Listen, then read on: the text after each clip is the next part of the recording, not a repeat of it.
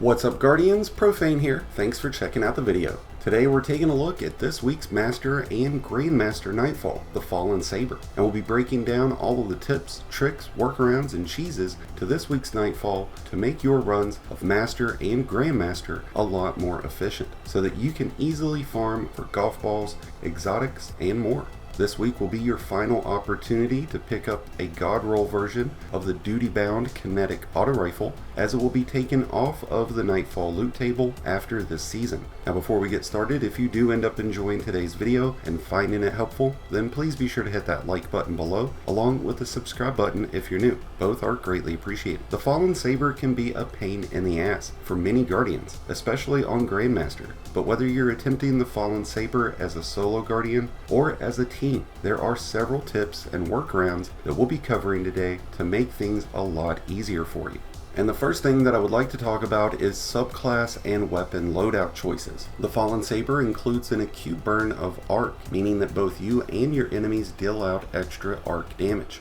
With that being the case, an arc subclass will be a strong choice, especially for Titans and Hunters. But in all fairness to Hunters, an Omnioculus invisibility build is going to be far better. Having a Titan with Thunder Crash will give you the ability to take out some of these champions with ease. And while many Warlocks will be more prone to run a Well of Radiance, I highly suggest the use of a Shadebinder. This way you can use Cold Snap grenades and keep your enemies frozen, which will really help out when you're going up against the champions. Keeping your enemies slowed and frozen will be a great way to manage crowd control, and can give you a much better tactical advantage during many of the phases in this strike. In terms of the best weapons to take into the Fallen Saber, the Arbalest and the Wishender have both been top tier weapons to use this season. Since you'll be facing up against Overload champions, the Divinity will make a great choice as well. The Trinity Ghoul, Gjallarhorn, and Thunderlord will all make for great exotic choices as well. Since Arc is the acute burn, I would suggest pairing these exotics up with legendary Arc weapons like the Come to Pass Auto Rifle, the Wolf Tone Draw Bow,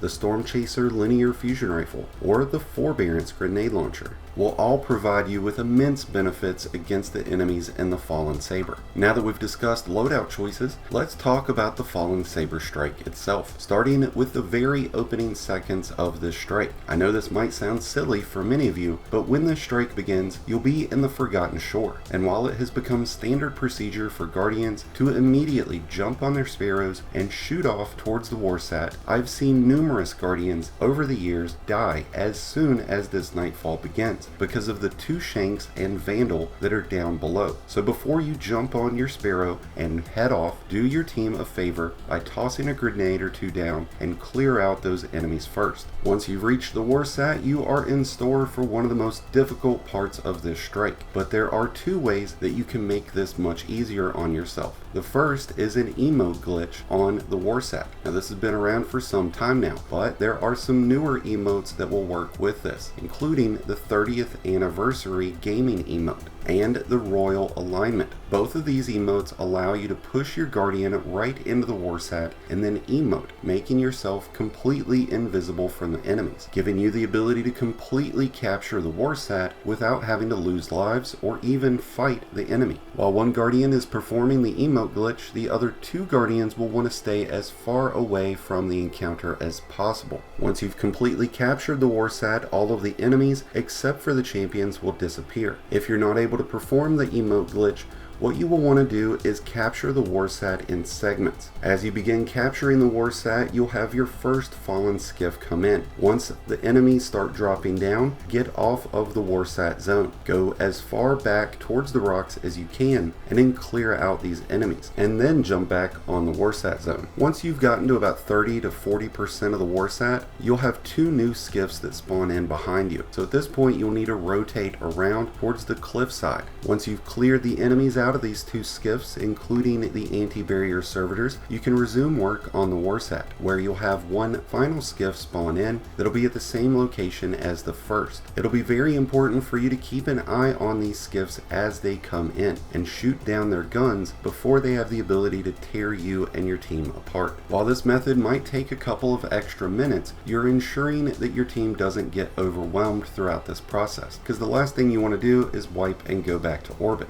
After completing completing the war sat, your next objective will send you into the bunker itself. Once entering the bunker, I highly suggest running straight into the hallway on the left side of the room. You'll need to watch out for the Vandal as they spawn out of the doorway, but using this hallway here provides you with an immense level of cover from all of the adds that are in the center of the room, and it also puts a lot of distance between you and those exploder shanks. The only thing you'll really want to watch out for while on this left side are any enemies that are tethered to the anti-barrier servitor. If they remain tethered, they're immune, and if they get into this left side room, you want to back up out of their distance. There are quite a few sniper shanks in this area and in this strike, so because of that, I highly encourage the use of a sniper resistance mod. After defeating the Overload champions, you'll be able to progress onward into the strike, where you'll come up to the electrical hallway, one of the more difficult parts of the strike. Invisible hunters will have the most success at collecting the orb and bringing it back down the hallway, but if you don't have an invisible hunter, that's perfectly fine. You should only send one guardian down this hallway though, so you don't lose more than one life. The other two guardians can stay at the opening doorway and just clear out the exploder shanks as they spawn in. The next two segments of the strike are relatively easy, as long as you use the doorway to provide cover and distance between you and your enemies. Which brings us to the final boss, the Fallen Saber. While the mechanics for this encounter are pretty easy, things can get very overwhelming very quick, considering there's tons of electrical currents all around, exploder shanks and sniper shanks, along with the boss and champions.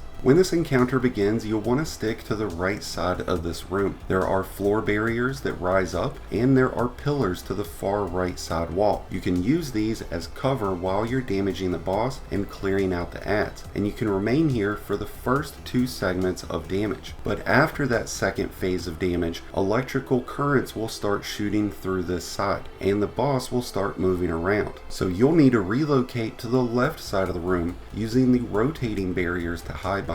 There's still areas that have electrical currents shooting through, so watch where you step. Once the boss's health gets low enough, he starts chasing you and your teammates, which can be very scary considering he emits electrical shocks all around him. And the last thing that you want to do is get to this point of the strike and then wipe. So if at all possible, you should try conserving your heavy and super for this moment. Once the boss starts chasing you around, unload your heavy and super and the boss will be dead, giving you an easy completion of Master or Grandmaster versions of the Fallen Saber, where you'll be able to farm for Adept and God roll versions of the Duty Bound all week long, and plenty of golf balls. And with that, we've covered all the current tips, tricks, workarounds, and cheeses to the Fallen Saber Master and Grandmaster Nightfalls. If you've got any additional tips and tricks for your fellow Guardians, be sure to let us know in the comments below. I wish you all the best of luck in your farming this week. Let me know how it's going in the comments below, and let me know what you're looking forward to most out of Season 19. Thank you as always for checking out today's video. If you enjoyed and found it helpful, then please be sure to hit that like button below, along with the subscribe button if you're new. Both are greatly appreciated, and both really do help support the channel. If you're a new Light Guardian just starting your journey, or a battle-hardened veteran just looking for a new home, be sure to check out the Discord link in the description below and join one of the greatest communities in all of Destiny. And until next time, Guardians, this has been Profane, wishing you all some happy hunting.